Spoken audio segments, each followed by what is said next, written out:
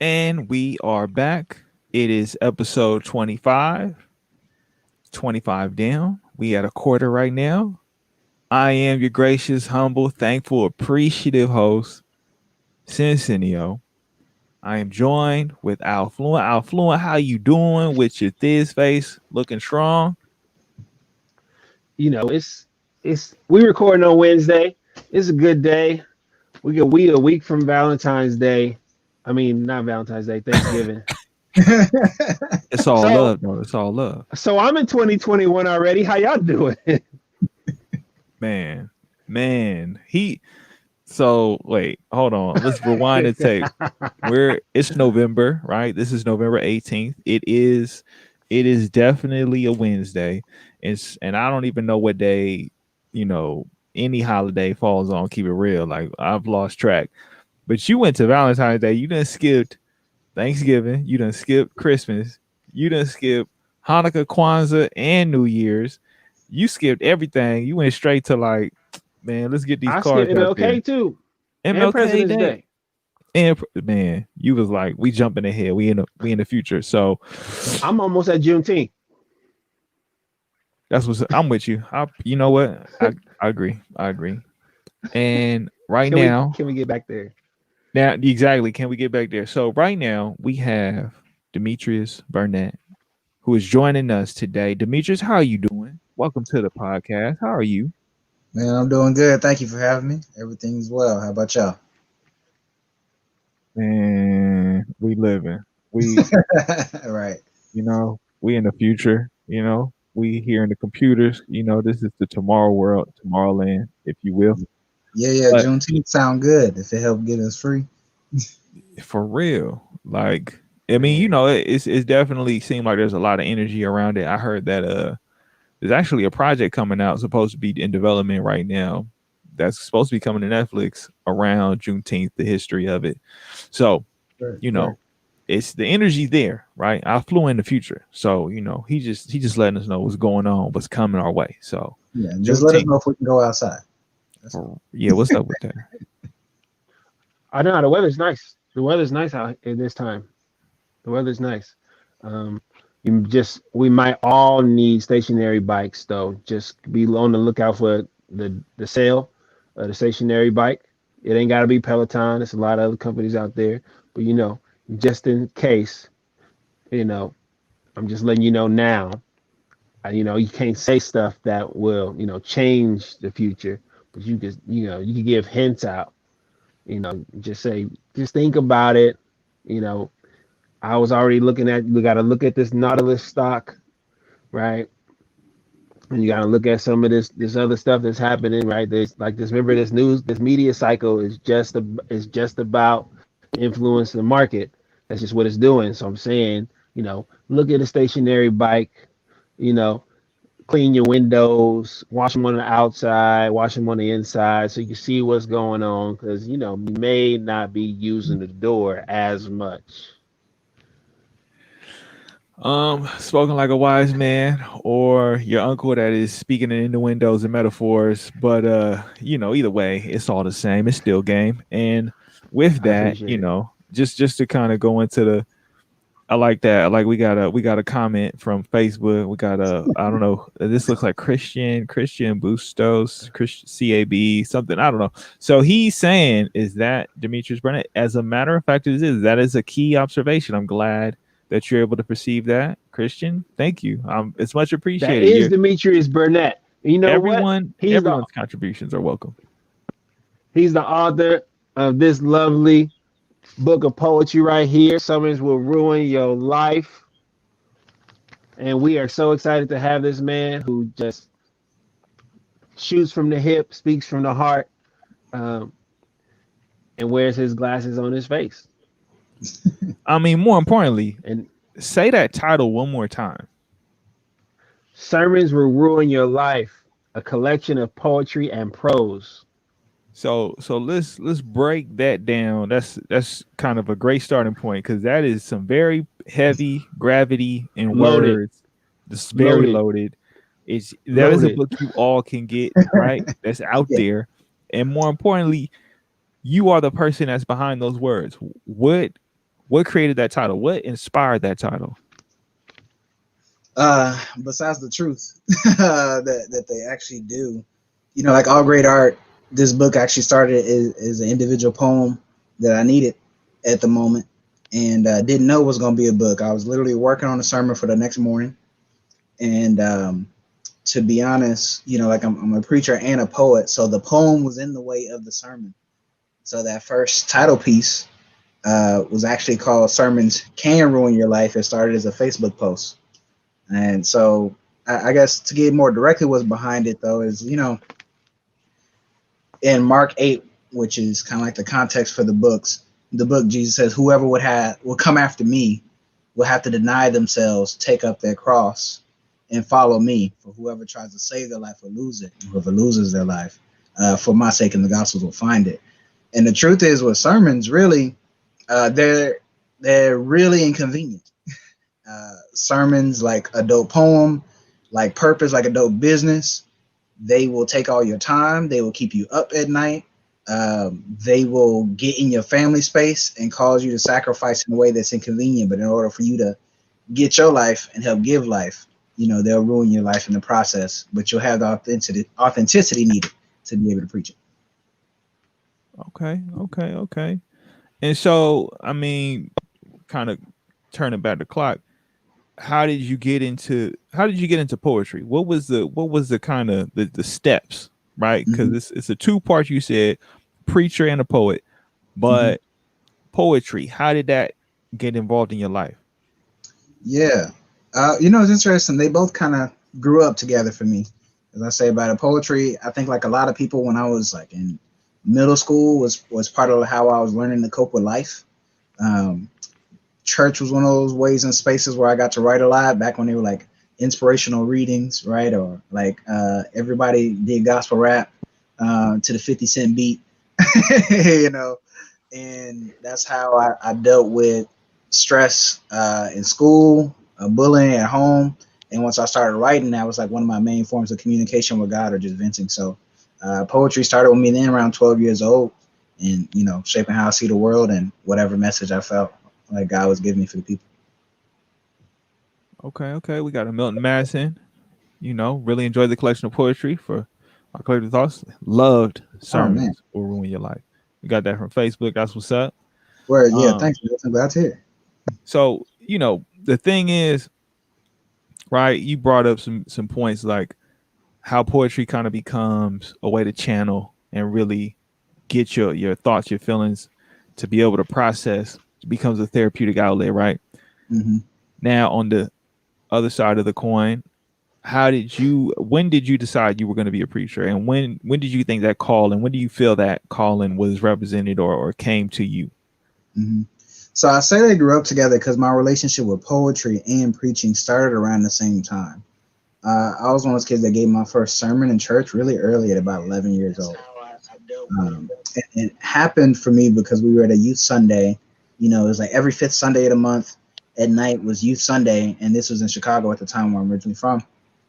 And young people did everything from ushering to camera to singing and then even preaching. And I saw a 16-year-old, I think, preach a sermon. It was like, yo, like I can do that. And I feel like that night or within a short time, God gave me something to say. And it was those same youth services where I was also getting to read what I was writing for the first time. So within a year, I was writing for the purpose of sharing with others, even though I didn't know the spoken word. And I gave my first sermon within that first year. And from then on, it would be a while till I preached it a while again. But I kept writing and I kept doing inspirational readings, poetry, rapping, all those things, even though I'm not a rapper. I mean, that's one of those things where it could go either way, right? It's what we say we're not. Sometimes we already are. It's just whether or not we decide to own it, right? I was Right, saying last week to some people that you're chosen as much as you choose to be, right? right. So whether it's to the beat or whether it's just free form, right? It's one of those things where at all times you could literally be that rapper to someone, right? You could be that figure where they like, you know what, in his sermon, he's giving me bars or he's giving me the same conviction, emotion, passion. any rapper could give me, and his delivery is hitting me in a way where I'm receiving the message, right? It's Mhm. all to me, it's all relational. So, and you being here with us, you're a rapper. So, Lyrical Ones podcast, episode 25. But He a rapper. he a rapper. So the Yeah. thing, and we modest out here, right? We had the little humble we working on being modest millionaires. Affluent already dropped the bag. He was saying like, pay attention to the market, pay Right. attention to what's going on outside. So we double entendres all day in terms of where we going with this hidden code for your Right. Right. sales. But okay, so you brought up, I mean, that speaks to leadership in the sense where Mm. you decide, you know what, I'm gonna say something. I got something to say. I want to share it with people. I want to give something to people. Um, what kind of provoked that? Like, what inspires you to want to give a message to other people? Inspires you to, to take the role of giving information to people. Like, Mhm. where's that come from? Well, I think it speaks to what you were saying about how it chooses you. And in connection to the book, one thing I would say this book is, as core, what it's talking about in literal language is the experience of the sermon writing process for the preacher, and gives you a firsthand account on what you go through to get to what you see on Sunday. But boiled down at its core, it's really the process of purpose and the burden and the beauty of pursuing and being processed by purpose, the sacrifice and the sacredness of the process of becoming who God has called you to be. So it wasn't so much I made a choice to be this messenger to the people, but I felt like when I had the experiences, God in the experience spoke to me. And that's like I more so received this call. And the decision I make is to be faithful to it and to submit to the process, no matter how inconvenient or how beautiful it is. Okay, okay. So I mean, take us kind of like where your beginnings are from. Like, describe what it was like for you as a child, and where in the world that you kind of like, this is who I came to be, this is how I came to be, right?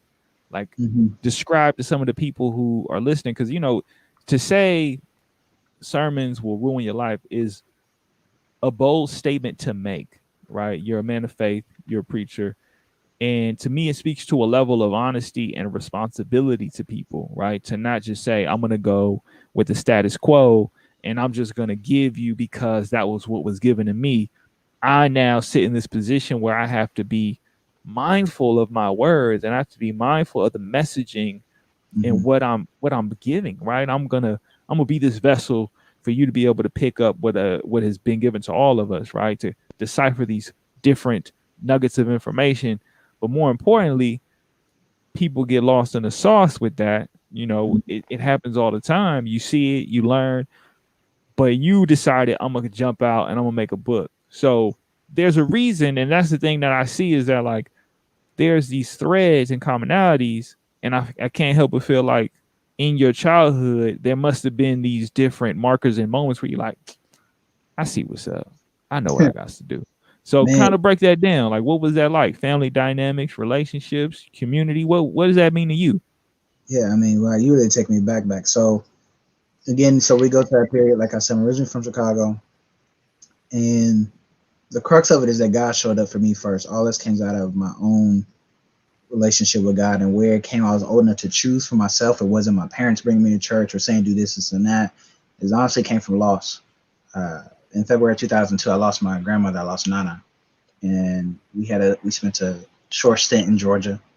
When my parents got married, when I talk about my family, my mom and my dad, technically my stepdad, we don't do the step thing. So those are my parents. And we just moved back to Chicago, and we didn't even get to see her before she passed. And it was sudden, so it wasn't expected.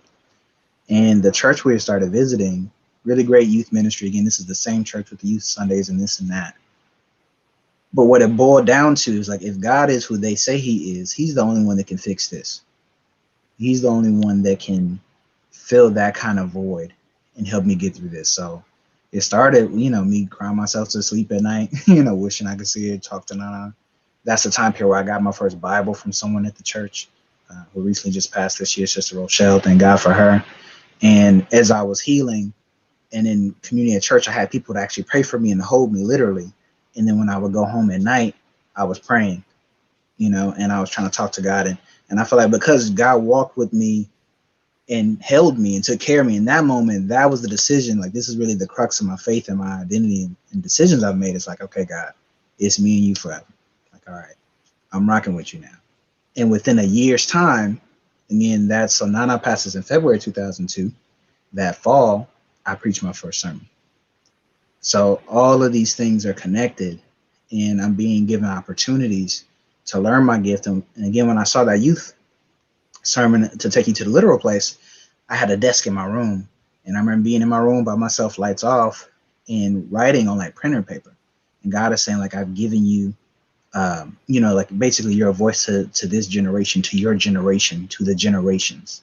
So that's where I think, I don't even think I've ever really told this story in a public setting, but like that's where I got like my sense of mission, my sense of call to generations. And it wasn't specific just to sermons. It was, really, but speaking. And I think that's why I can be both the preaching and the poetry. And it's a different piece how I've actually been able to combine those things. Okay, okay. Much appreciated, much humbled, and you know, condolences because I understand what it means to have love and loss when it comes to family and people that we hold on to and we cherish, and how that can be a trigger for change and for us to be able to transform ourselves. So it looked like Alfluen was going. Alfluen, were you about to you say something? Yeah, the Demetrius, you say, I've heard you say before that the purpose is worth the wait. Yeah.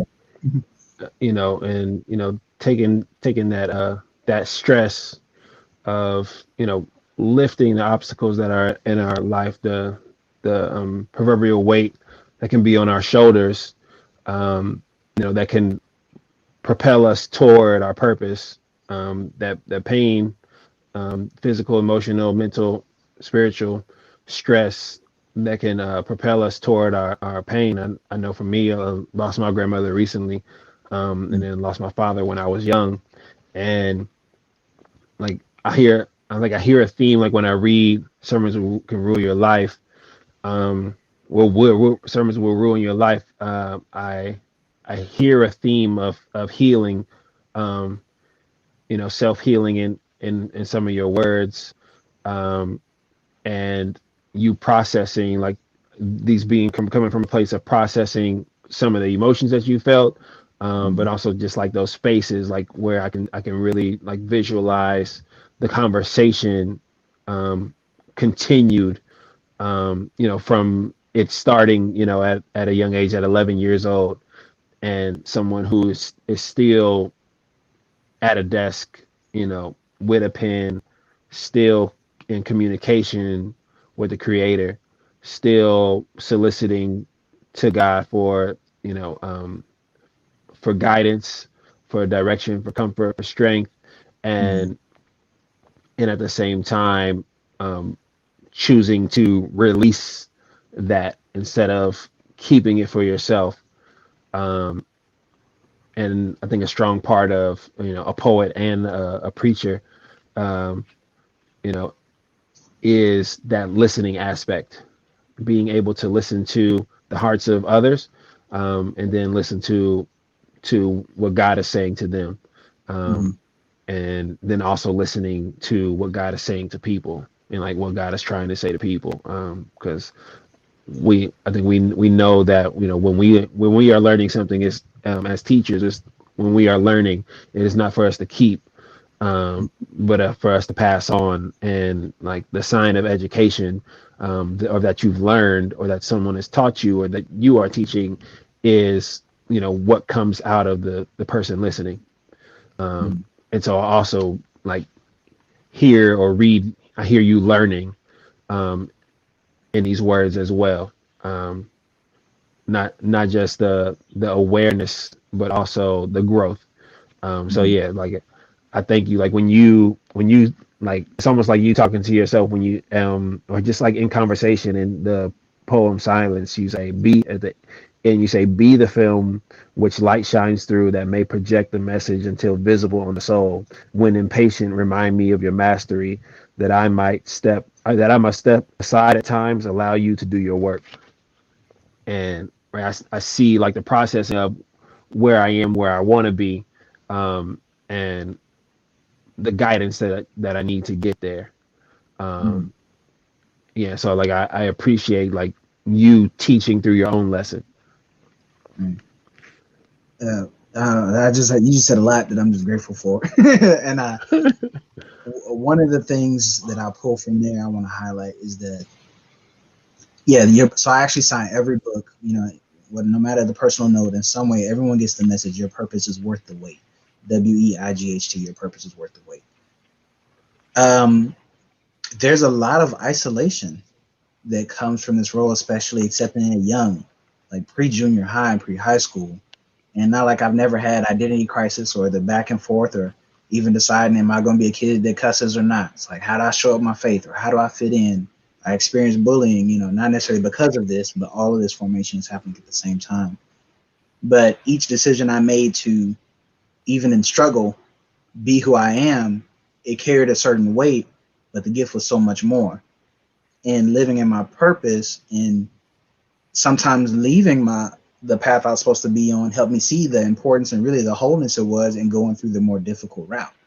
So when I say that your purpose is worth the wait, it's worth the sacrifice. It's worth the time you may miss with your family. Though I'd be very clear, and one of the pieces mentioned that not to lose your family over. Um, it's worth all of those things because those are all purpose is something we can kind of give birth to, but we don't realize the thing that we're called to manifest also makes us in the process. So your purpose is worth the wait because that wait is shaping you and fashioning you and making you to the person that's necessary to give birth to the thing that God has given you. So that's one thing that's super crucial. And I think that's where I think birth of a poet, and I would even say a prophet, was born is I learned earlier when I started writing for other people, that's when I realized kind of like testimony service, right? Oh, isn't much that I go through that's just for me. And there's actually having an impact on people's lives for me to be able to look at myself and write it and people identify. And which made me realize, okay, my experiences, or sometimes I was afraid to write certain things, even just to God personally, because I know eventually God may tell me to say it publicly. But nonetheless, I have to do it for my own healing and help other people do the same. And in this one, in a lot of ways, is to make sure people don't feel alone. For sure, for sure. No, that sounded a lot like what we call on this podcast practice. Yeah. It's the we talk a lot about purpose, we talk a lot about practice, we talk a lot about maintaining your form, and you highlight a lot of things that are easy to overlook or easy to disassociate because it is simple but also complex in the that duality, right? What I'm doing for myself is also meant and can be used for others, right? What I'm going through, as isolated as it may feel, I still breathe the same air, I still have the same needs. So these commonalities connect to what you're going through. Mm-hmm. Whether or not you want to accept it is a different story, right? It's like we all breathe the same air, but we all may want to interpret how we breathe that air differently, right? It's like, oh, it's smoking air. I ain't gonna let it get me down. And some other people like, I got asthma. I need to stay down. But Mm-hmm. that's the difference, right? It's like we both experience the same event. We decide and choose how we want to process the event differently. And I think you're bringing up a lot in the sense that you are being vulnerable in that way, right? To be like, okay, this is as much as me working through and being that film, right? Like the film is you. Mm-hmm. God projects it to those to see what is the image and how they want to interpret and receive it, right?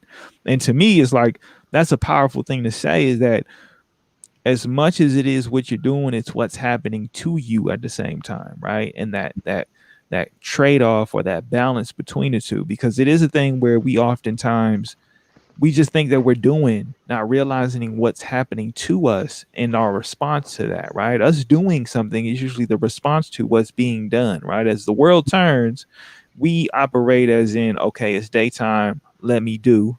It's nighttime, let me rest. We don't even think of the concept that it's like the earth is turning and we're responding. We're just, no, this is my life, this is my schedule, this is what I need to do. But in reality, when you zoom out, you realize it's bigger than you. You're just trying to find your piece and how to make it move. And with you in particular, you're giving people that ability to kind of step back, right? Even just in the title alone is that step back to be like, hold on, wait, what are we really doing? What are we really saying? What are we really cherishing? And are we being mindful to kind of, right? You spoke to for this generation. And that's profound, because as much as the word is necessary and needed for people, you also have to keep in mind context of time, right? To not lose sight of where you are right now, because it is, we all have to kind of take that moment to accept, like, this is where we are right now, right? Even like, when did you write this book? What time period did you write this book? The first time, first poem when I didn't know I was writing a book, I think that was December 3rd of 2016. So Okay. it took me over 2 years to finish this book. And part of it, man, I love what you said. Like, we don't always understand what's happening to us.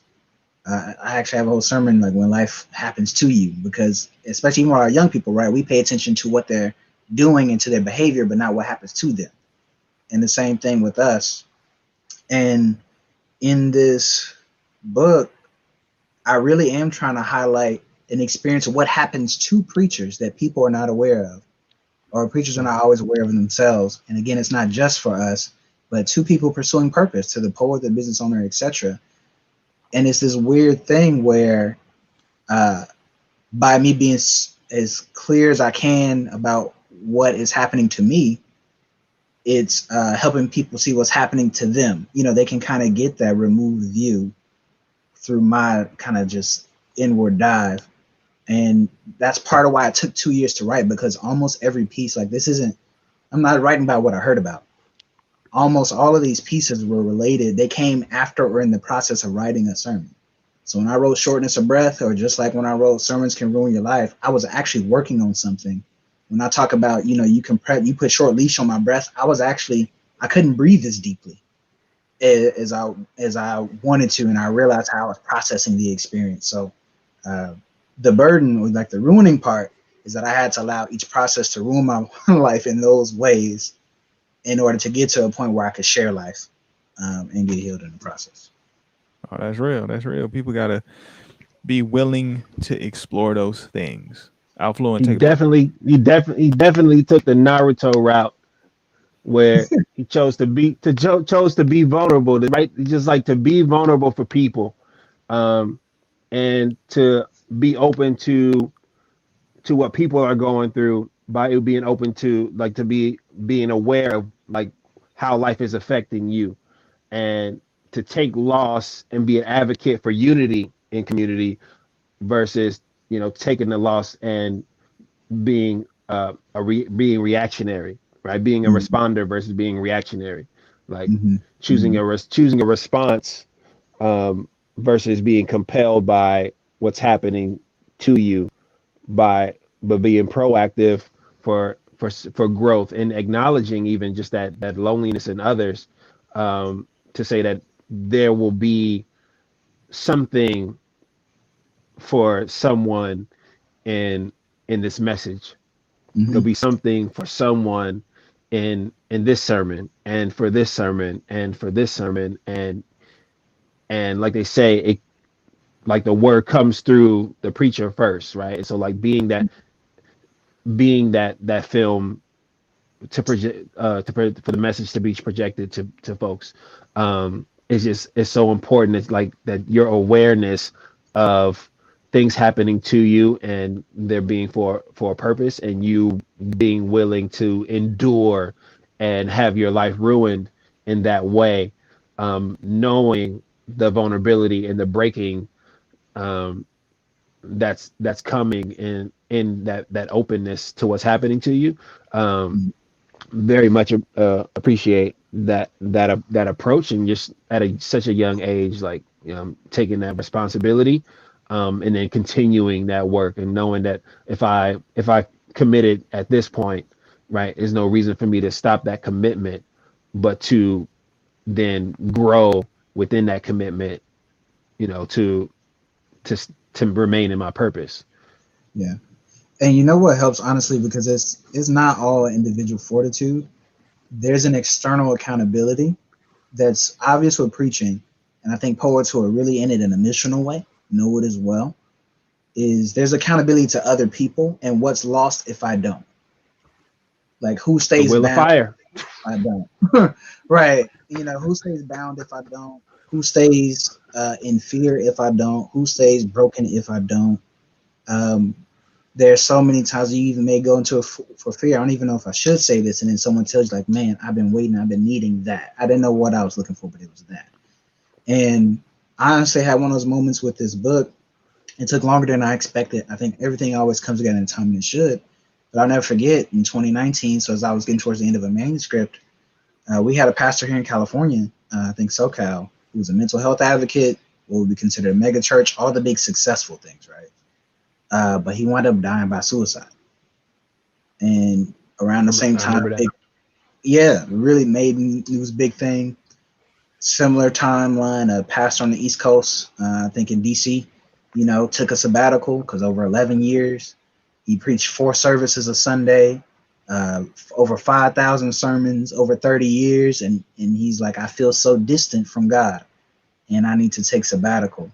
And it was just like, it hit me, the conviction hit me. It's like, dang, I feel like I'm sitting on this thing that I know I don't take responsibility for the loss of the man's life. But what it made me feel like is like I have this thing I'm sitting on that was for him, that's for someone else, and it put an actual fire under me to finish. It's like this break that he's taken. Like he's literally talking about the exhaustion that can come from ministry and what's happening to him, as you were saying. Like this is for him. Like well, if I can, I want to send him a copy. Like this is for him. Like God isn't just giving this to me for me. There's an external accountability that other people can get free. And for those people who make that those life mission, this is for once a gift for them, like a healing for the healer, support for the movement builder and the organizer. Like this is that space for us. No, definitely can identify with that in the sense that so many times people, just because you check in on the one that takes care of you, sometimes that ain't enough, right? Sometimes when you looking up, they need someone to look to, right? Like there's connections, there's threads, there's bonds, there's relationships that aren't always made, right? Mm-hmm. They sometimes are isolated or kept in their own little vacuums because to be a preacher, to be a counselor, to be a community organizer, to be a leader in your respective realm or your world, sometimes you don't take down or take off that title or that need to do, Mm-hmm. that need to show up, that need to produce, that need to give. And then it's like, when do you have that conversation with someone in your same situation to then say, what's going on? Because I know I've experienced it, right? Like it was what you said reflects of something that just happened to me this past weekend. Like I was processing my own levels of response to a situation, right? I was between reaction and responsibility and response, right?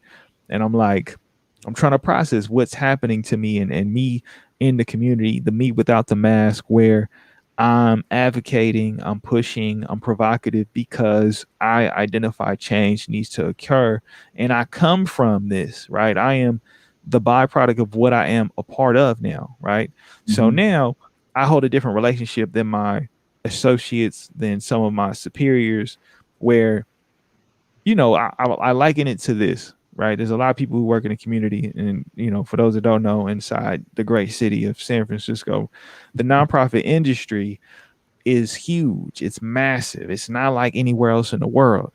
And the thing that I will say is that a lot of times it feels like it's people coming into your house who ain't never lived there trying to tell you how to live, right? And that's how I come in it, because I'm a byproduct of it, right? I've experienced it because I was the one in the program, to now I'm teaching, facilitating, developing, cultivating, and pushing the new generation to grab after that dream we all talk about, right? Be your best self, be your most authentic self, do the right thing, and all these other things. But I have a deeper level of responsibility within myself to these people, right? Mm-hmm. And so I'm like processing this feeling of like dread because I'm up against, right? And I'm like, who do I look to? Yeah. So Figo, one of our dear members of Lyrical Opposition and Lyrical Ones podcast, we share a lot of the same trajectory, or at least the same path and journey. And I made this song in like like 20 minutes. Somebody sent me a beat. It was one of those Steve Harvey moments where like, God, what I'm gonna do? God, I need to give me a sign. And it's like, all right, one thing leads to the other. Here's a beat. You get this from somebody that you didn't expect it from. Now you got to produce, right? And so I'm like, I know exactly what I want to say to this. And in Mm-hmm. this moment of vulnerability and revealing my absolute truth and what I'm going through, I send it to Figo and he's like, right on time. Like this, I needed this right now. And I'm like, as much as I needed it, because this was the moment for me to realize I got it done. I said what I needed to say. I could process my feelings. I could move on because I've been able to transfer that energy and encapsulate it, right? Whether it's a book, whether it's a song, whether it's a movie, you get the ability to take that energy that you had on your mind, that you had wearing on your heart, and then you're able to now place it somewhere. And Mm-hmm. other people can share that experience and share those feelings and emotions.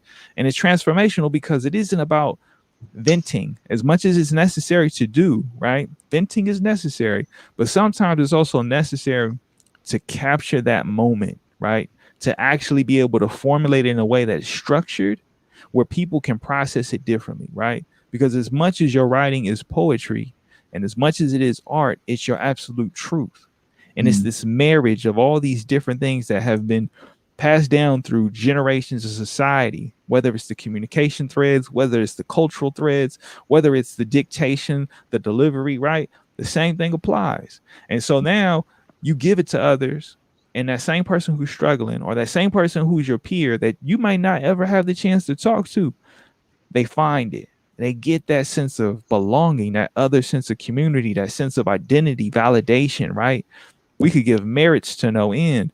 But to have someone say, I know your pain, I know your struggle, I've encapsulated it here, to say it in a way that got a little extra sauce or a little extra flair, Yeah. it means so much more for a person who's going through the storm and they just looking for that lightning strike to be like, that's where I need to go.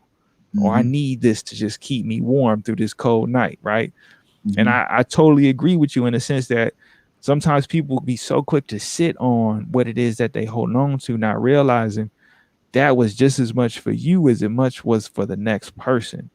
And Right. it is something that it can save a life. Like it's not to be, you know, cocky or to be to self-appoint, right? Right. We are people who live in a world where isolation is at every turn. It is so easy to not even realize it because you could work in a community and still be on an island, right? You could have people at your feet who are so looking to you and you not realizing who do I look to that's going to help me in this moment to just say, let me, can I rest on your shoulder? Right. Mm-hmm. And the thing is, sometimes people, like I said, I go back to it. You are chosen as much as you choose to be. God gonna give you the call. It's on you to answer, right? And sometimes people ignore that call, and that's to me, in my belief, that's when you got to wake up and you got to realize, okay, you know what, I got to do something. And I can hear that in what you're saying is that I could see the world around me and how it's being impacted by me not giving this, by not saying these things, by not sharing what it is that I'm going through at the same time. Yeah. Because whatever scale you're on or however you see it, for you to sit on it and hold it, knowing that it's doing something to you, Mm-hmm. it could do so much more for someone else. So I respect and I honor that. And I appreciate you saying that because people, they get lost in that sense of responsibility where they see a tragedy and they don't even feel like they could have did something. They just feel like, oh, that's so sad. It happened.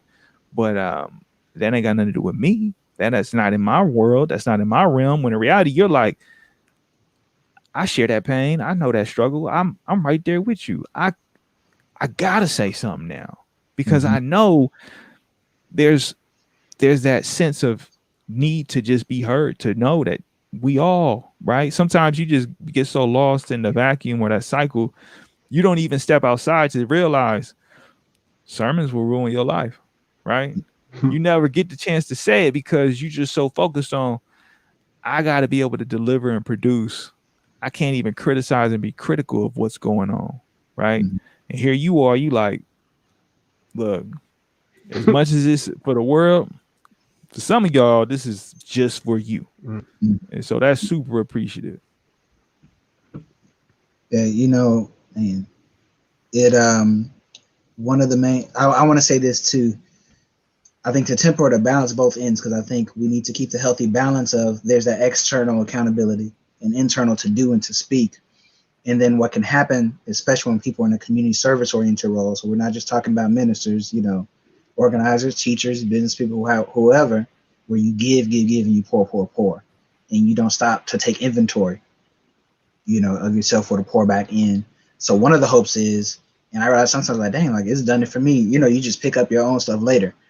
Is this to kind of be like a mini library, and it's short. One of the funny things I learned: if you write a book, if you keep it short, people might actually read it. So that's one thing. But kind of like this collection of experiences of a range of experiences, because there's one called "Longing for Tarshish," where straight up, I was just mad at God because I had actually flown across country to be with friends and family, actually for a wedding. And after the ceremony was over that night, God called me back to my hotel room by myself to write the end of this book. So I'm just talking about that desire I'd rather go, Tarshish is the place that Jonah was trying to run to when he told him to go to Nineveh. So I was like, God, I'm longing for that place I'm not supposed to be right now, over this. And why I mention that is it's a resource for whatever that emotional range is. Sometimes every single thing isn't for you to speak to. Sometimes is somebody's already spoken and they've already written it down. So I hope this to be that for people in many ways.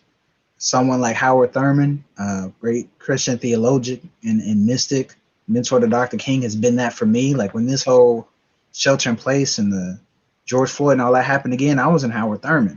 Like he wrote some stuff like, dang, that's my life right now. And that's giving me blood. And, one of his books was one that MLK carried around all the time. It was like the Bible and Jesus and the Disinherited. And for me, I want y'all to have them too, and sermons will ruin your life. So anywhere you at, in the coffee shop, in the car, it's like, yo, I'm bugging right now. Yo, I'm excited right now. That was a beautiful experience. Let me see if it's something here that's like articulating what I'm feeling right now. Oh, that's real. Reflect, y'all. Y'all need to reflect. Y'all be sitting there, don't even take the time to like realize reflection is necessary. I Right? mean, it's It's like being a chef, having ingredients and just sitting with the ingredients. Like you go make something or not, right? It's like accepting the responsibility, right? To to live in your responsibility, right? It's like acknowledging your ability to respond, right? It's like, okay, I've been given this pain, I've been given this lesson, I've been given this struggle, I've been given this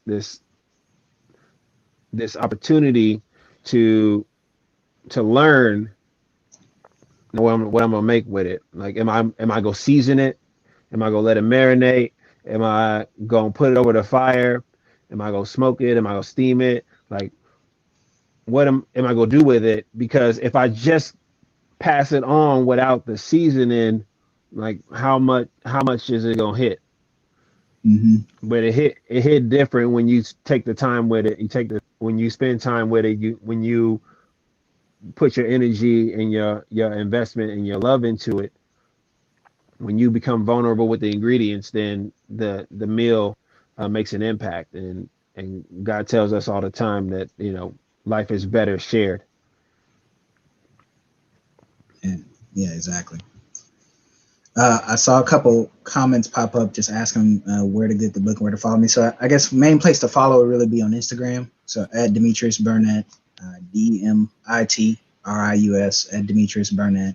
And then my website is demetriusburnett.com. And that's actually where if you want a signed copy of the book, you can get it directly from me at demetriusburnett.com. And like I said, your purpose is worth the wait. That'll be in there. So you can get this menu of ingredients of what it's like to be processed by purpose and sit with each one individually. I said take your time with it, or you can read it all as a whole. It's a meal, and it's put in a particular order. So that's where you can get it there. And of course, if you prefer not to get it from a home, COVID and everything, of course it's on Amazon, but I like bookshop.org.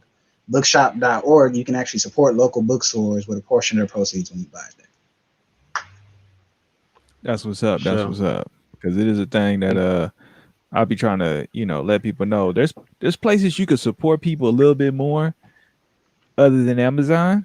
You Yeah. know, like Jeff Gunn got the money. I get it. I get it. It's easy. It's convenient.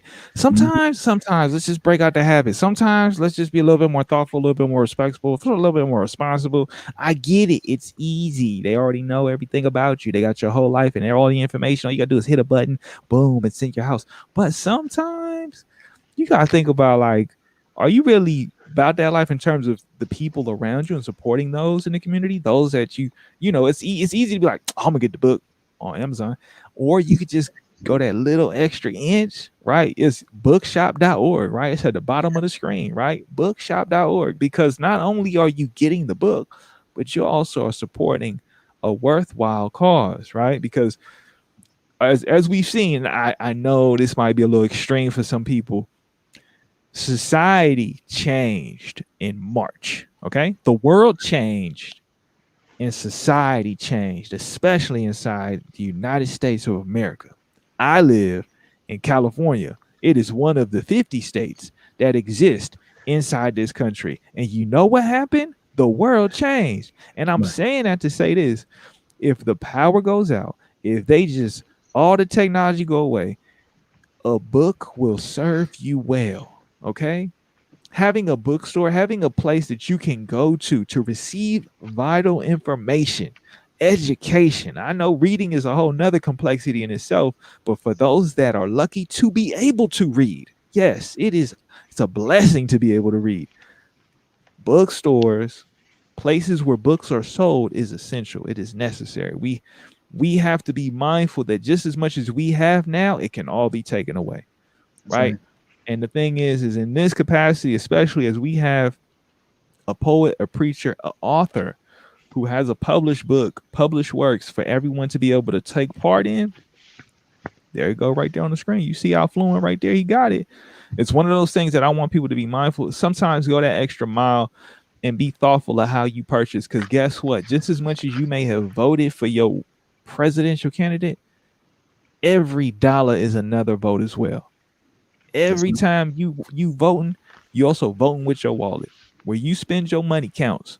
And when we talk about independent artists and people who, we out here modest with it, right? We ain't millionaires yet, but we trying to get there. And it's not to be crazy in the field of the capitalistic greed, right? It's more so we're people who have a response and an understanding of the world we live in. And there's a certain level of responsibility that I am saying I will take when it comes to you supporting me. And when it comes to people that are part of this podcast that come, Demetrius, we are honored that you are here. But more importantly, I want to make sure people are supporting you how you want to be supported, because it's important we listen and we pay attention to what our people are saying, right? So please, bookshop.org. Sermons will ruin your life. And as you know, you can connect with them on the IGs, social media, and his website. But, Demetrius, do you have any final thoughts, any closing words? You've been so gracious with your time and sharing with us so much, and I'm honored and humbled and appreciative. But, you got anything else for us? Um, well, actually, I love to offer, if you don't mind. I'll just share the title piece with you, and I Okay. think it captures a lot of what we talked about. So just before I dive in, I just want to say thanks and appreciation to y'all and everyone for the invite. This has been a dope conversation, and I hope this encouraged you. So here it is: sermons will ruin your life. Sermons are that needy person who wakes you up in the middle of the night because they aren't tired and they just want to have some pillow talk. They are self centered and want your whole world to revolve around them, occupying all your brain space, emotions, and body as they nestle themselves into the tension of your muscles.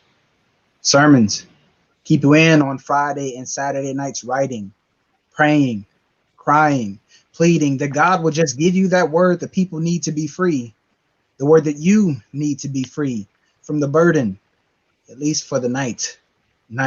Who am I kidding? Sermons take your whole Friday, Saturday, your whole week as they till your heart until it becomes good soil for them to plant themselves in and take root, germinate, fracture their shells until mystery is undone and word pushes its way through your soul towards the light springing forth on Sunday harvest. Sermons are deep water. They drown you in the depths of thought ocean so you can meet your maker, so your pen can meet paper, so your fingertips can touch keys to keyboards that just want to lead you to Facebook and Netflix. Sermons will fill you with poetry when you're supposed to be writing them because they want to remind you divine spark is full of creativity. They will not be measured and metered out like they are a science. Sermon says, I am art, so act accordingly. And when you do, sermons will resurrect you from their waters with fresh breath in your lungs and living water in your belly, full of vocabulary needed to tell it. Sermons will ruin your life, but to have life, to share it, sometimes you just have to let them. Thank you very much for that. Yes. Snaps is in order. Definitely Yes. appreciate that. DemetriusBurnett.com. Please go there, purchase the book, support. I'm definitely going to do that because just as much as it is about sermons, it is about rap music. It is about doing this community work. It is about however you choose to live your life and whatever you feel is the calling that does keep you awake and nestles itself in your muscles where you cannot get that rest because guess what? You're working, right? Because you are called to do something.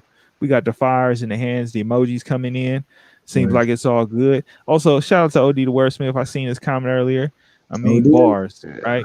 But it's just one of those things I want people to really understand that like that what you said The that deep water. is man. The deep water, like, is your vocation, man. It's not what you do, but how you do it in your life, and being mindful that the things and the way that you live can be a challenge, and what's on the other side of those challenges, which what comes out of those challenges, can help and change other people as well. And it's like he says, this the purpose is worth the wait. Um, Demetrius, I got one more question. In this time coming through this pandemic, what you looking forward to? What's your hope right now? What do you see coming on the other side of things as you see the almost the world's heart being tilled? Uh, yeah, that's a great one. So one thing that's really been on my heart that I hope for, well, here, let me say this. What has me hopeful is that though not everyone, and we consider the tension of both, enough of the American people made choices with their votes in record numbers to say that enough of us are done with the white supremacy and the trajectory towards fascism and track that we were on formerly. That gives me hope that enough is there. What my hope is that we will do is we will not rush to healing and a fake healing and a fake cheap reconciliation. My hope is that we will get to a space of truth telling about what this has meant for our country, what's still in the hearts of our people. And before we say, oh, let's great, let's shake hands now and be friends again, that we'll go through an authentic process that we heal and hear and know each other, but in light of the truth and what justice and righteousness looks like and equity, racial and economic equity, if we want to get specific. And then when those truthful conversations, we put ourselves on an action plan and a path to become the beloved community we were always meant to be. So no fake healing, but they will do the work within ourselves and across communities to become the folks we're supposed to be. Thank you, brother. Thank you. Definitely thank you for that. That is for real. Y'all phony out here thinking we just gonna get back to being cool again. Like we gotta work through we some were we issues. wasn't cool in the beginning. So yeah, But you know what I'm when you saying? forget, we don't get forgiveness with no repentance. It don't Come work on that now. way. We But gotta anyway, work that's a through it. whole nother conversation. Demetrius, thank you for your time. It's been an honor, brother. Oh, Thank you so we'll have a much. part two. You heard We that? definitely Another have a part two. conversation coming. For Sounds sure, good. for I sure. love being Yeah. with you. This was great. No, right on. Yes. Thank Thank you, you. brother. Love you, man. All right. Much love. Peace. Peace. Peace. So as we proceed, I'm going to get into our announcements, right? So, first off, make sure to join our Lyrical Assembly Reads for Resistance book that happens every Saturday at 9 a.m. This week, we're reading chapter 1 of the book, Decolonizing Evangelicalism. If you are interested in joining, email Lacey at lyricalopposition.org to get involved and to join. Again, I said Saturday at 9 a.m. Reads for Resistance, right? Reads for Resistance. The book that they're reading is Decolonizing Evangelicalism, right? Chapter 1 is going to be happening this Saturday. If you're interested, email Lacey. It's at the bottom of the screen at lyricalopposition.org. You know, we out here really trying to be very professional in our, ability to translate and communicate. Announcement number 2, as you know, if you want to get connected to our online community, join the Discord community server. Text Lyrical Opposition at 415-903-7699. I repeat, the Discord Lyrical Opposition server, 415-903-7699 to get involved. And the Lyrical Assembly broadcast is every week, Sunday, 10 a.m. Pacific Standard Time. Tune in if you're interested. Faith, arts, and activism. Again, that is the Lyrical Assembly broadcast every Sunday at 10. That is about faith, arts, and activism. So we got some on Saturday, we got some on Sunday, and we also got the Discord server for every moment in between. Lyrical Opposition can be found on Facebook, Instagram, Twitter. Get connected, stay connected, understand we out there. It's a community, it's a vibe. So the thing that kind of, one, I just want to reflect real quick on what was said, because it was those moments of frustration when you're laying down and you feel that sweat of what you got to do, right? There's a certain level of inspiration, certain level of anxiety, right? Like, depending on what you got to do, sometimes you can't help but like go through the motions, right? I know when it comes to you in physical health and training people, I'm pretty sure you had your fair share of moments where you close your eyes and you start to go through the process of what it is that you're going to do and how you're going to do it and how you're going to incorporate it and how you actually going to carry out, facilitate, and show people what it is that you're going to do. You've had that moment. I'm always in that moment. Like, I don't gotta close my eyes for that. I'm that right. So I'm in two spaces of learning and teaching, right, as often as possible. Right. And in the listening, right, and the taking in the process, but then, reforming that information, right, into solutions or progression. Yeah, that's just where my mind works, is just from, going like information to product. It's like ingredients to product. I'm just always like cooking. Like, I don't got to close my eyes for that. Like, if I see movement or lack of movement, I'm looking for, right, for progression from there, right? Like, how do I get someone better at that? Or, how do I help them improve from their repetitive postures, and how it can be a detriment to their health. And that's just with anything, right? It's just like in how they see the world, and how they navigate the world, how they respond to people, how they respond under stress, how they interact with people under stress. I'm in that space of, right, what does success mean to you? How do we redefine that definition? How to redefine the success so it's authentic to you and not something that's adopted from culture or some external message. No, that's real. Sorry. For me, I ain't gonna lie, like, I could be in practice all day. As soon as I close my eyes and that little inkling feeling of like, oh man, you got a bar coming. Oh, remember that beat? Oh, remember that tempo? Remember that whole little phrase? Remember that little melody? Remember that? Oh God, why now? But again, right? It's, let me just get it. Let me, like, okay, there's some complexities that I'm gonna speak on, right? Go for it. There's a thing called balance, right? And we, in ourselves, right? There are things we can do if you're willing to challenge yourself to know how to create the boundaries that are necessary to maintain that balance, right?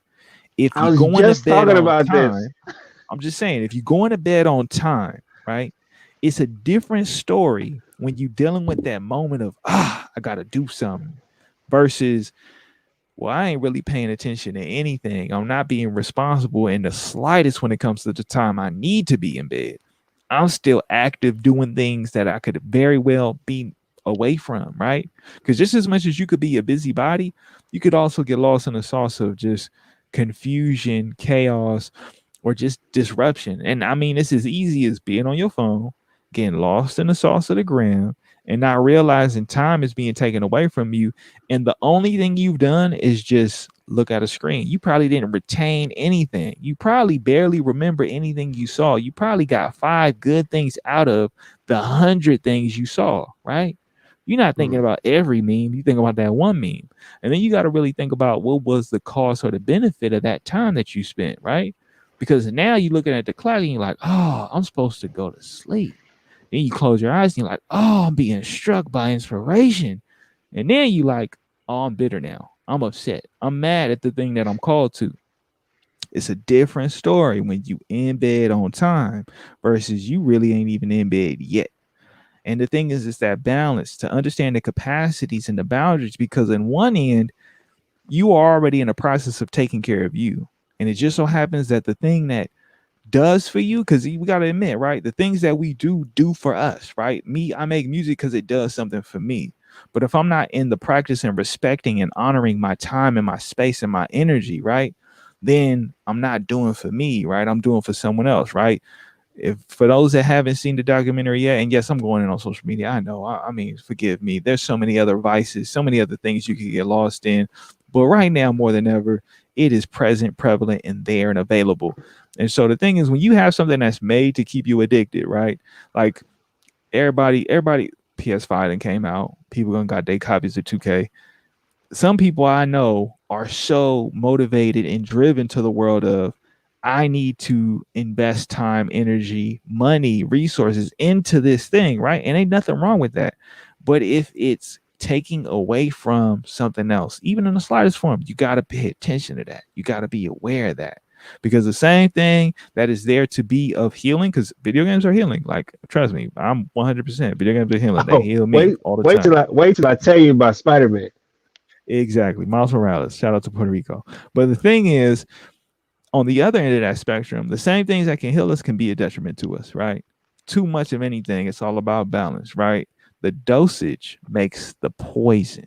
The dosage, not what you got, how much of it you taking in. And that's the thing that I feel like is important to say when you listen to something like Sermons Will Ruin Your Life, because he was able to do the reflective piece of kind of what we take for granted, right? The things that we do that bring to us, give us, heal us, but also if we do too much of it, right? The repetitive motion, right? I'm gonna just keep doing push-ups every day. Well, eventually, Mm. your shoulder gonna be like, that little muscle, that little delt, we gonna pinch that thing because you are now driving every muscle to pull your bones forward in your body, and now you injured. Now you're gonna have to learn how to do some face pulls, right? Balance, because just as much as you work out the front, you gotta work out the back. And it goes in everything you do, just as much as you know what, I'm gonna eat healthy. You don't go eat all the greens in the world. You eat the balance that your body needs. You're responsive to it because too much of anything, again, can be bad for you. So I just wanted to highlight that and bring that up. Affluent, you got any thoughts? Well, first, I wanted to say that representation is important, um, because the video game that just released on Sony PlayStation 4 and 5, Spider-Man Miles Morales, their theme is be greater, be yourself, um, and the character is uh, has a black and Puerto Rican ethnic background. Uh, the story takes place where he moves from Brooklyn to Harlem uh, to his grandmother's old house, and she moves to Puerto Rico. Hold on, And wait. Okay. Okay. I'm trying to tell you, representation is important. Representation is important and spoilers are important as well. Even though I we are the I'm Lyrical just Ones podcast and we are I all just about the I ain't holistic saying self, that. the whole self, we also want to be mindful of those that haven't had the opportunity and chance, such as myself, to I, play the game, to fully it's understand just and encompass what's going on in the game. So please, Affluent, by all premise, means, premise, yeah, prim, premise. set I us up got for you. the beginning of the game. Premise, It's so appreciated. premise, But just be mindful for premise, those that haven't been able to play premise the is game just yet. it's the premise. It's not even the plot. It's not. It's just. I'm just saying the cultural aspects of the decor in the house. Oh, like there's a Um, lot of flags that represent like his there's a lot of culture and Puerto his Rican heritage. flags, and then like I paintings in the house, I got my Puerto Rican and people. They already know what's up, and they man ain't nothing yeah. like a Puerto Rican person. I tell you that they Okay, represent. so They go can I continue? Can I continue with my non spoilers? as long as you don't have no villains, no little secret, little hidden meanings. Go ahead. It's all good. I'm just talking about the representation. I can't speak to what my secret meanings may be, man. You know, All right, all right, keep I going. can't really help that. I I feel you. can't I can't I can't really operate without metaphors. You're right. I just it's not my way. That's true. Um, but I just wanted to say that the representation is important. Um, there's LGBTQIA plus characters in the story. Um, there's American Sign Language in the story, um, and so it's just some things that I know could not, would not uh, have happened in terms of storytelling and inclusion um, 5 years ago. Um, even when the first, even a year ago or 2 years ago, when the first, I guess it was a year ago when the first one came out. Um, the first Spider-Man, the most recent Spider-Man, the prequel to this one. And so it's just really exciting for me to see what the stories that can be told through video games, through art, um, that can shine a light on even just maybe people may be playing the game and find their own discomfort, um, and be maybe come face to face with their own prejudices, um, as they play a game. That's a great game that I enjoy playing, and I did get the my full dosage of the game where I have finished the story already. I took care of that from Saturday to Monday morning because I'm just in that space.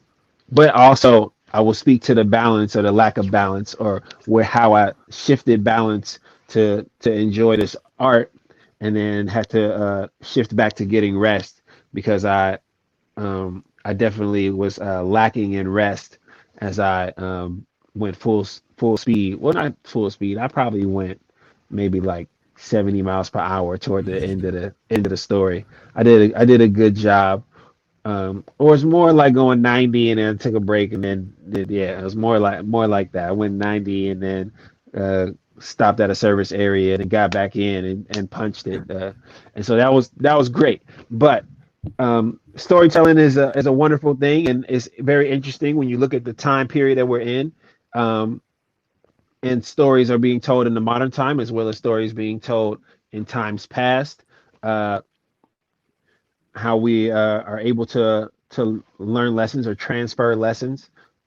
And one thing that's beautiful about storytellers and the writers who create art for us to partake in is they're giving us a moment in their time to share, um, that we may be in relation to them, that we may be in community with them, uh, but also that we could also, you know, tell about the stories and maybe allow others uh, to feel that same community. It's some good lessons in there, as always, from the theme of with great power comes great responsibility. Again, that word of, you know, the ability to respond, like be mindful of your responsibility. Not help is something that, you know, offering help to people is something that you do within your scope, within your capacity, within your bandwidth.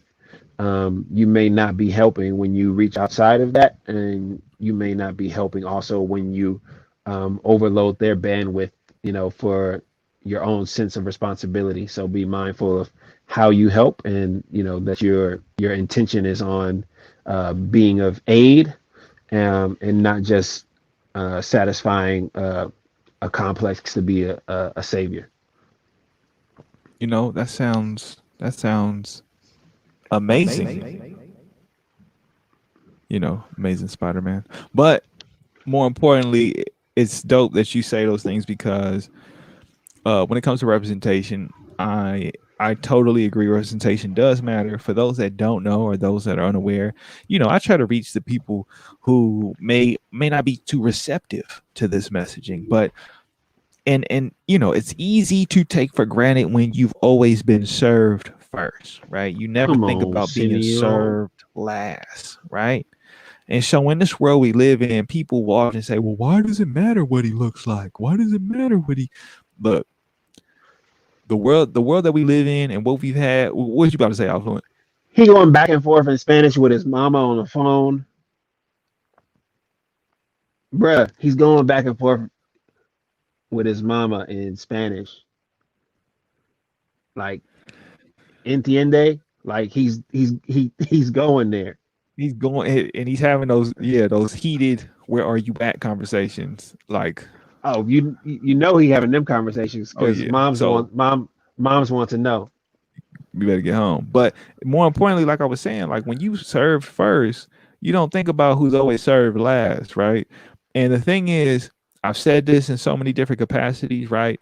I've said this in regards to Black Panther, the movie, and what Chadwick Boseman means, and how that movie represented something that we didn't have, right? The last time we had something like that was Meteor Man, and it's important, like it's this dynamic of being seen and being given an opportunity to have an equal representation or equal shot or a fair chance, right? Spider-Man as a video game and as an entity is one of the biggest and largest in the world, right?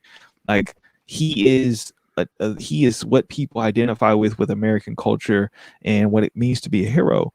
And Miles Morales, especially in recent years, has been given attention, has been given equal footing to some degree, right?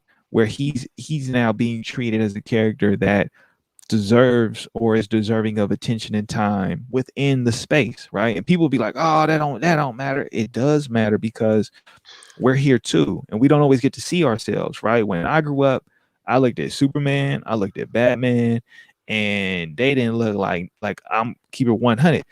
When I went to school, that was the first time I saw a white person. And there was only like 2, 3 white people. Let alone in my grade, it was like 2, 3 white kids, right? I'm talking about one of the biggest elementary schools in the city. And people who were white were not in abundance, right? So when I'm looking at heroes that represent my community and where I come from, I'm sorry, we just didn't see it growing up. I'm looking at, you know, Michael Keaton, Val Kilmer, and George Clooney, and I'm like, I identify with your struggle, even though I probably ain't gonna see nobody look like you in my neighborhood, right?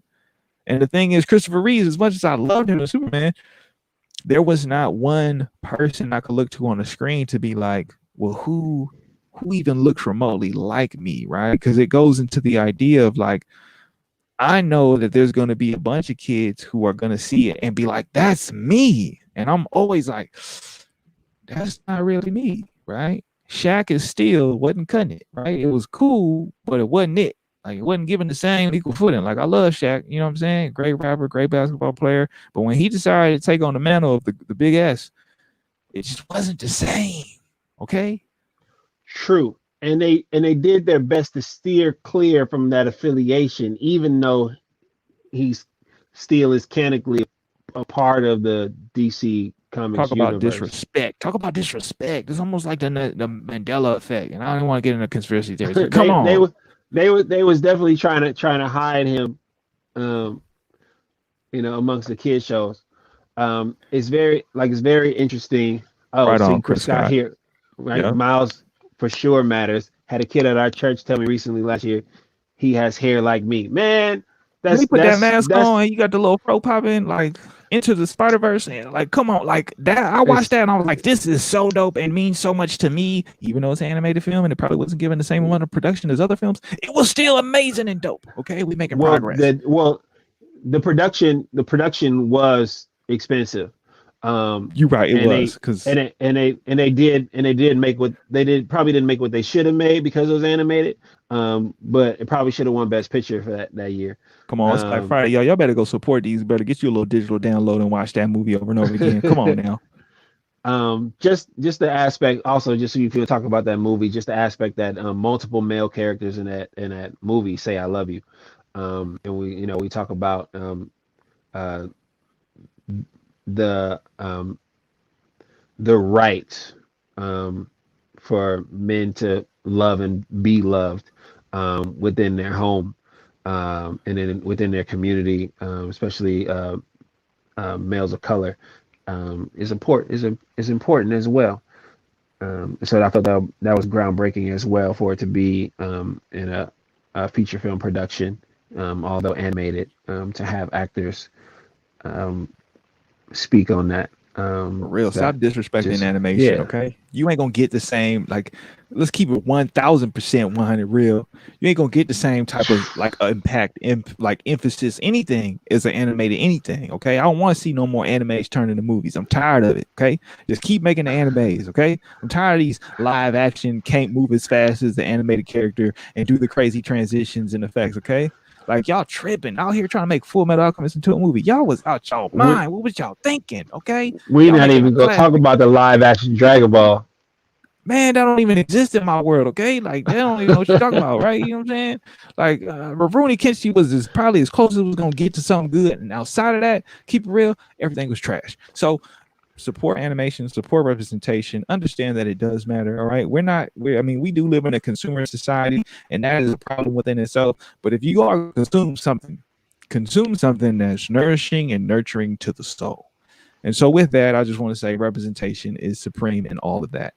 So what to transition from something light to kind of go into something that is heavy and is just present and real and just in our face. And even if it's not in your face, it's happening to our community as a global community.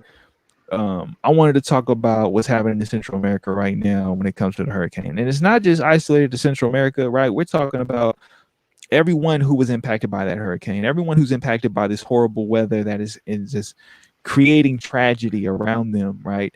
And I don't necessarily don't partake too much into the national media machine. So for me, it is a thing where, social media, I pick and choose what I look at, right? I'm very mindful of what I allow into my consciousness, right? So people will bring me information and I'll look up on the information, or I'll hear some things and I'll go look deeper. And right now in Central America, right, like Nicaragua, Honduras, Guatemala, they're all being impacted by Hurricane Iota, right? And it's it's all against the Atlantic coast, right? We're talking about people who are facing death, who are facing, scarcity and the ability to have food, safety, just being able to have the basic needs to live and survive. Those are being wiped away right now, right? They're being challenged at an all-time high, right? We're not just talking about brown people. We're talking about brown people, black people. We're talking about Asian people. There's a diverse community that exists in these countries, right? So when it's easy to disassociate, I want to put those familiar faces. I want you to think about your aunties, your uncles, your cousins, your best friends, and realize there's someone that may look like them that is going through a horrible, horrible time, right? So if you're not aware, right, this is going on currently right now. This is something that is impacting people, and it's just there are ways to support, right? There's places to donate. One of the places that I seen that was shared, as I kind of pull it up and look real quick, and it's going into the idea of like what's happening in Nicaragua, what's happening in a lot of these Central American countries. Is I was looking on here, and the way that you could help, right, is there's a way to donate on Venmo, right? It's I believe this is Chavalos_org, and it's to help fund and give people access to resources, right? So it is on my social media. It might be kind of difficult to get everything synced up right now on the screen, but if you were to go to my page right now, I'm going to keep reposting it. I'll be reposting it for the next couple of weeks, because people are still being impacted by COVID on top of this. And at the same time, it's important if you can, right? I'm not saying if not, it's not me saying do it. It's me saying if you have the ability to do so, donate, right? Get involved, get aware, get informed, and participate with your global community. That's what's going on in Central America right now. Affluent, your thoughts? It's not just Central America; it's also in the Philippines. Climate change is affecting a lot of communities, but in Central America, a lot of these communities on these groups of people on the Atlantic coast are also often dealing with colorism um, in their countries and in their districts and their neighborhoods, um, as they're usually on the darker, most melanated members of their groups, um, and the socioeconomic demographics also put them at a disadvantage in these communities, in these countries, and it's rampant in Central America and South America. And so when you have similar situations in the Gulf Coast, southeast part of America, where you have these black and brown communities also often affected by inclement weather. Um, it's not just folks that look like you, but your relatives who love and care about you and support you. These folks also have relatives that they try to support and care for. Um, it's not that we ever look like each other. It's more so that we care, we love, and we live like each other. And as we become more mindful of the ways that we are alike, we can also celebrate the ways that we are different and our experiences vary. Like, I don't have to deal with inclement weather here in California, um, and that doesn't mean that I can't relate to them. Um, but it also means that what I experience and where I struggle and the challenges that I face may be similar to theirs, and also differing in some ways. And the ways that I have to navigate um, can be interrupted and affected because of the way that the systems around me, the government that I live under, um, sees my complexion, um, and the dogma that's practiced in some uh, in some authority organizations and institutions, um, that afford me less rights or afford me less protections because of my complexion. And when you say, well, none of these people have control over the weather, the government doesn't have control over their weather, but the governments have control over their response, and the systems that are there are systems that are in place to aid these people, knowing full well that there is a hurricane season and that hurricanes come, and the infrastructure to look after these people when inclement weather hits and extreme weather can tear through neighborhoods and homes.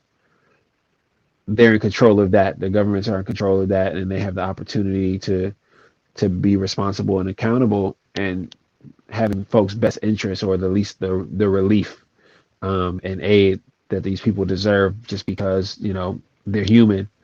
You know, not offering them more because they're darker skin complexion, just offering what is should be afforded to them, by the government they pay taxes to live in.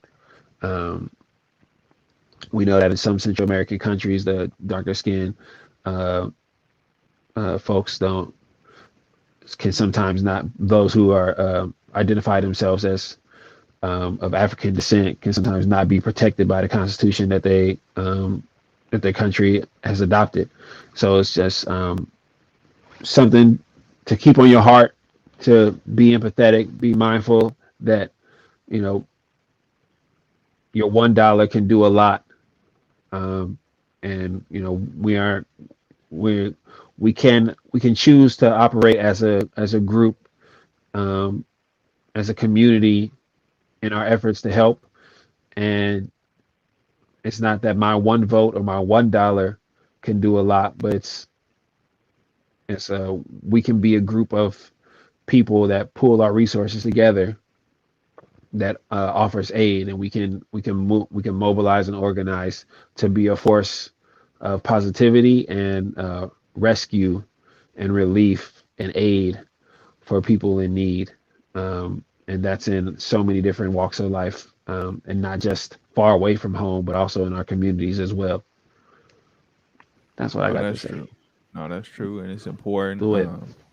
You know, web get hit, but Typhoon Famco VAMCO is what it was called and what I seen, and like names is names, but again, the tragedy and the travesty that is impacting right Southeast Asia is also impacting the Philippines. Is impacting many people around the world, right? Like yeah, I'm not even going. I'm as much as it is climate change, right?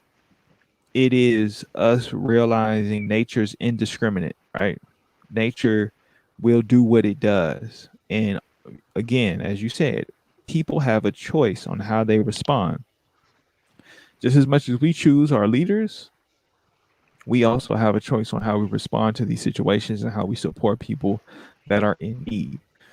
And the thing is you highlight a lot in saying that, right now it is important for us to choose to be a community, for us to choose to make a choice to make change, to do something with change, right? Like I think that there's something to be said about that, but also it brings into scope what's going on in a different part of the world, right? If we were to look at Northeast Africa right now, Affluent, what do you hear about what's happening in Northeast Africa right now? Ethiopian. Some folks pronounce it Eritrea. Some people pronounce it Eritrea. Um, but neighboring countries are in uh, are in heated discourse right now, um, where civilians who don't want war are endangered, um, by two opposing forces from two different regions. And we just pray for resolution, pray for reconciliation. And there are times when these countries have been at peace with each other, and there have been times where it's been uh, deadly fighting that's taken families and generations of people, um, too early, too soon. Um, it's like it's hard to like say um, all that's wrong with the fighting, but the violence is not the answer um, to peace. And there's so much violence happening. Also, just in in Nigeria, um, there's still violence and still killing. We mentioned before, and we just pray for countries, whether they neighbor us or not, whether they're close to us or not, whether they look like us or not. Um, the the the peace that we need, the hope that we need, the healing that we need, is going to come from us, um, and our responsibility to advocate for peace, um, because we can be that country that helps, um, or we can be that country that helps themselves. And we all know what America has a history of, and the propagated um, picture that is displayed of America is Not always it's truth. So yeah, let's stay informed. Uh, check out the link below. Peace for Ethiopia, as he for information on the conflict and how you can help. Um, yeah, we just keep getting better. That's episode 25. Here's another hit, Episode. Barry Bonds. Here's another hit, Barry Bonds. So the Uh, thing is, right? You say that, right? And it makes me think, like people always say, and I'm taking memes all over the place. I'm sorry, I'm swagger jacking everybody, but it's a thing where when you think about foreign policy and our foreign relations, you have to take into account how many places the United States shows up around the world, right? We are in so many different countries' backyards. We occupy so much space in so many different capacities, right? On a military scale, on an economic capitalistic scale, on a social dynamic scale, right? Like people see what America is and they try to find ways to emulate its ideals that we cherish, right? That doesn't mean that it's infallible or it's perfect. It's not by any measure. But there are aspects of it that we hold to be true, right? That we hold to know as what makes this place what it is, right? And other people are looking for those same freedoms, whether it's in speech, whether it's in economy, whether it's in access to resources or the ability to innovate. There's so many different levels, but we have to be mindful that when it comes to us being here, we have a place to do something about what's going on everywhere. And I think that's key in terms of what we're learning, right? Whether it's reviewing what, Demetrius has said, where it's like, these words can serve somebody else, right? That's not sitting with it and staying in isolation. That's taking on the responsibility and the approach of I'm gonna be, right? Like people want the fame. No one wants the responsibility of being a role model, right? I'm not a role model. I can't. I'm in denial. If you looking to have a platform, if you looking to place yourself on a pedestal, if you were looking for people to give you just because you entertain, you have a responsibility, whether you accept it or not, that is in it, in the midst of it, that is core to it. And that is on you to decide whether or not you want to accept that.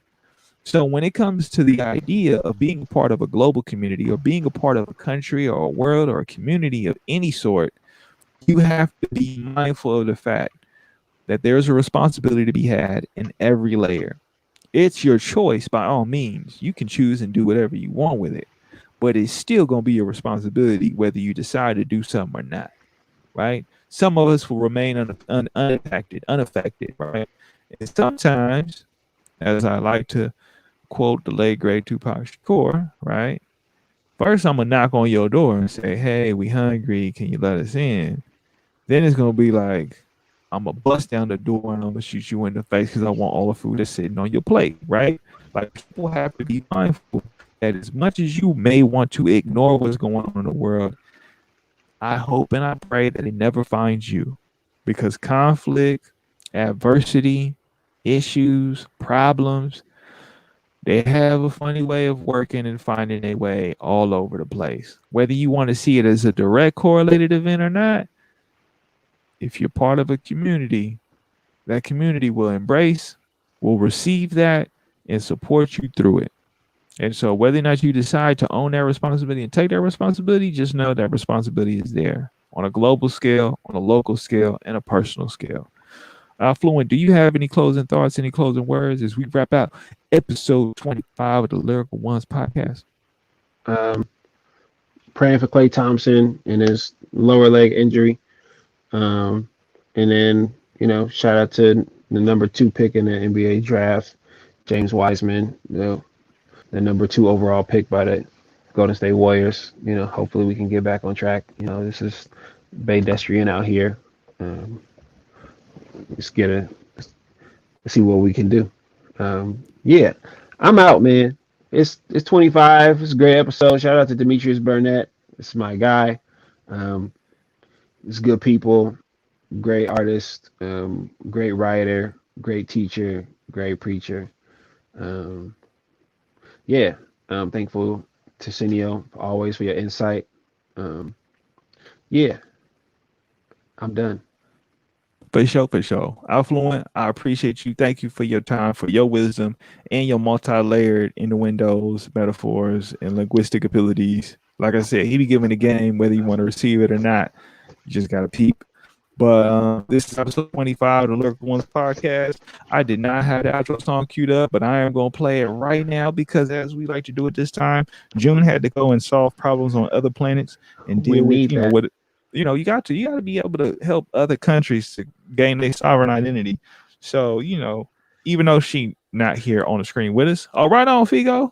I appreciate it. We out here, Brad. We doing what we got to do. But like do we do it this time? I go for mine.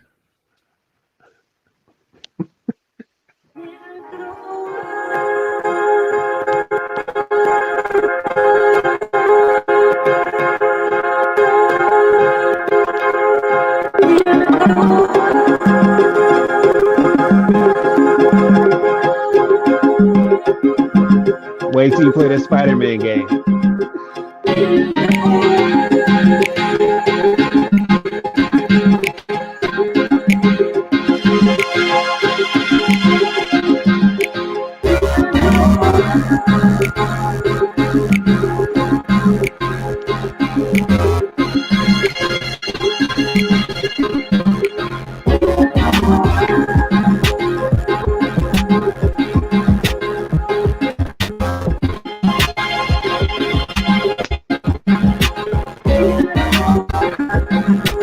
One, one, one, one, one, one, one.